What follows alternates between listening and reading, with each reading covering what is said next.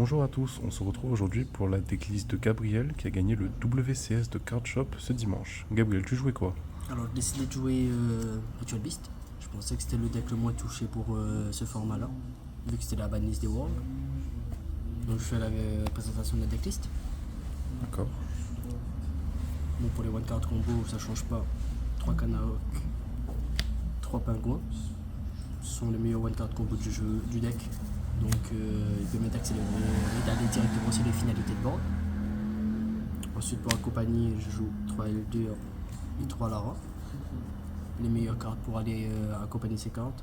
En 2 cartes combo, ça permet de jouer avec les interruptions. Les briques ensuite, je vais jouer Wen. C'est les 2 normales summon. Donc elles sont nécessaires au combo.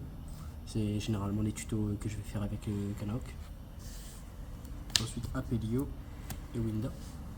Les deux là sont des briques d'engine, mais je suis obligé de les jouer parce que ça demande beaucoup pour Ritual Beast.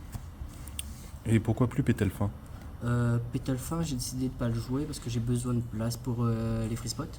Je trouve qu'en ce moment j'ai besoin de non-engine. Et donc Petalfin, c'est un peu une brique quand même niveau que Apelio et Winda. Et donc c'est pour ça que je ne l'ai pas joué. D'accord. Je joue pas aussi Zefra Lampica. C'est considéré comme une brique aussi. Ensuite, vu que je peux le jouer et que c'est fort, Protoss et Drapeau. Drapeau est là aussi parfois pour aider à recycler les cartes et tout ça. Des fois, pendant ce week-end, j'ai pu combo avec elle, avec un Ritual Beast en renvoyant un Ritual Beast banni. Et donc, ça m'a donné 2 bodies. J'ai pu tenir le coup avec un lapin. Et Protoss, je déclare feu, j'ai gagné.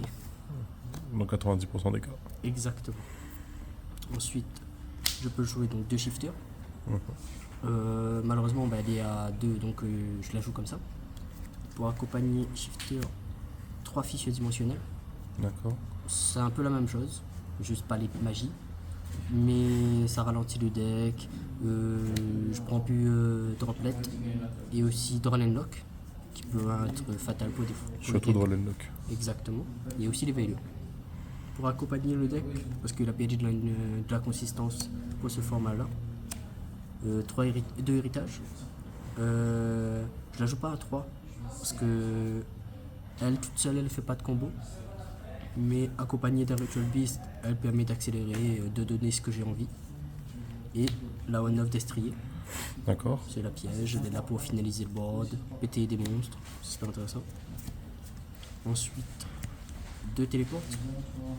Malheureusement, elle est à 2, mais c'est un extend de Ritual Beast avec le nom, avec pas le nom. Elle se paye un Lara du deck et c'est parti.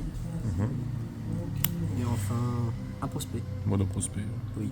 S'il est là, je peux tenter de le jouer. Permet de chercher des names ou bien de chercher des interruptions. Moi, je suis plus parti dans l'optique de jouer Board Breaker. Alors, 3 Book of Eclipse. La carte c'est un bon board breaker, mais aussi elle me permet de survivre face à Nibiru ou bien de éviter certaines entrappes problématiques. Ensuite, 2 Dark Roll Mort. J'ai décidé de jouer x2.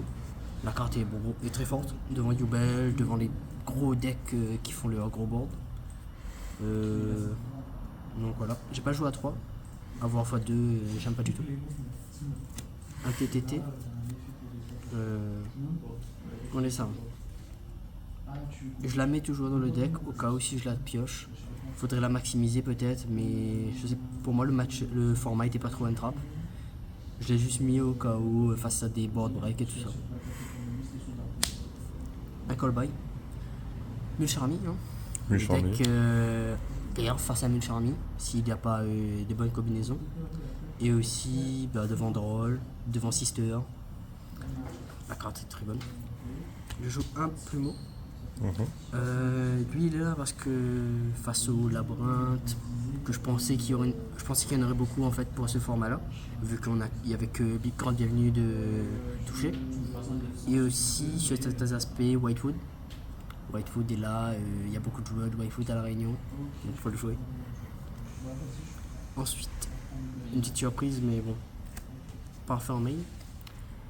Alors, en ce moment, à La Réunion, les gens aiment beaucoup jouer Tempai Dragon. Donc, je mets ça devant Tempai. Si je la retourne, j'ai quasiment gagné le duel. Oui. Devant un pendule aussi. C'est-à-dire que game 1, je tombe devant un pendule. J'avais ça en main. Il m'a fait des entraps. J'ai activé ça, il a rangé son deck. C'était fini. Et enfin, 3 Force Eagle. La meilleure carte de board break. Elle est là, elle rase le board. Et ensuite, pour combo derrière. Et donc, gagner avec un semi-board, surtout Protoss. On va passer ensuite à l'extra deck. D'accord. Pour l'extra deck, j'ai décidé de jouer un Anima. Sachant qu'à poser de le format, pouvoir faire une Lara, invoquer ceci et essayer de prendre. Et aussi, elle m'a permis de jouer devant Village Secret des Magiciens. J'ai pu invoquer spécialement un niveau 1, faire Anima, et directement après faire Book of Eclipse. Et là, j'ai le deck après. Ensuite, pour supporter le deck, un Aragnélien. Lui, il est là surtout quand je prends Nibiru. Oui. Je prends le token, je fais un Aragnélien et je combo derrière. Je fais des semi-boards avec elle, c'est super intéressant. Une SP. Elle est là sur tout le deck pour augmenter les bodies sur le terrain. Elle permet de bannir cette body, les ramener. Elle n'est pas là comme interruption. C'est sûr qu'elle va être utile en go second pour essayer de gérer des cartes un peu problématiques, comme Fontaine Runique ou bien Cauchemar, la page continue de Yubel. Ensuite, pour l'engine Akimun Falco, c'est obligatoire de la jouer. Certains la jouent x2, moi je décide de la jouer x1, je peux me le permettre. Elle est là pour augmenter les combos ou bien de partir sur des decks un peu spéciaux. Enfin, la Link 4, elle est broken. Oui. Donc, des fois, je la finis, je la laisse seule sur le board avec un Ritual Beast. Et l'adversaire ne peut pas le passer. Devant Finsmith, les Gay. Enfin, Apollousa. La carte, je peux la faire. Elle est là pour suivre face à Nibiru. Donc, je la joue. Et aussi, pour aller accéder au létal, je joue Celantis.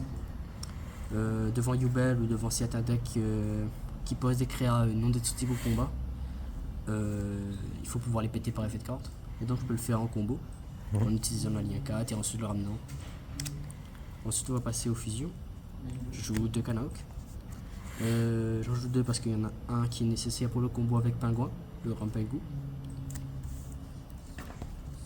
Ensuite je joue 2 Notu Drago. Il est là pour aller au grind et aussi ramener les grosses links. Et grâce à lui, mes autres rituels lui se fait tibler. Et c'est un des seuls que tu peux faire en utilisant des bodies du cimetière, non? C'est ça. En fait, il permet de jouer après avoir pris Nibiru. De la majorité des cas, je le fais souvent après. Et ensuite, ça me permet de mettre la ligne 4 et Protoss. Ensuite, un Pelio. Lui, il est là surtout pour Rampengo, pour l'embannir et l'aller envoyer à Pelio. Mais grâce à lui, j'ai pu gagner parce qu'il a 2600 de patates et il est inaffecté quand il tape. Donc c'est super intéressant. Et enfin, Gaia Pelio. La majorité des cas, je le bannis pour aller envoyer des psychiques. Mais aujourd'hui, ce dimanche, il m'a fait gagner in-game. Je l'avais mis sur le terrain, il y avait 3 names en main.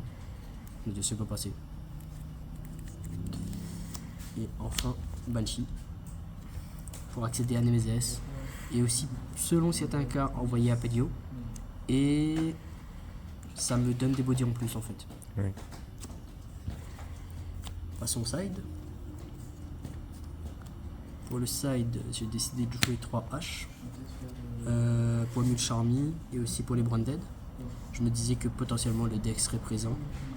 Les Mule Charmy, c'était quasi sûr. C'était très utile. 3 Nibiru. Alors Nibiru, il a été goldé.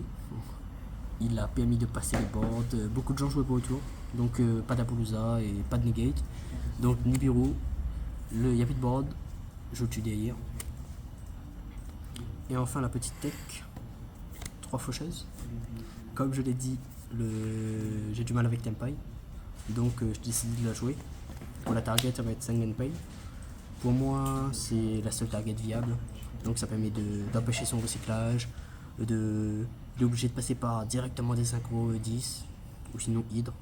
Ça demande beaucoup de CA. Beaucoup de ressources. Exactement. APTT. Elle est en one-off parce qu'elle est là pour supporter les autres cartes de side ou sinon les cartes de main. Sachant que je peux prendre des Mulch Army ou bien des lancers. Donc la carte peut être très intéressante. Pour la carte, donc, je joue un DDG et 2 Barriadim. DDG pour Snake Eyes et Barriadim pour tout ce qui est Tempai ou bien sinon j'ai juste tombé devant Madolf. J'ai fait Barriadim X6, il n'a pas pu faire grand chose. Et pour le time, Cowboy Gagaga, je peux faire des X6-4. Au time, je la joue et je gagne. Très bien. Voilà. Des shoutouts ou des remerciements pour ce week-end? Merci à la team, on a pu s'entraîner ensemble. Ensuite, shout out à tous mes amis qui ont pu m'aider, tout ça, pour me supporter. Voilà.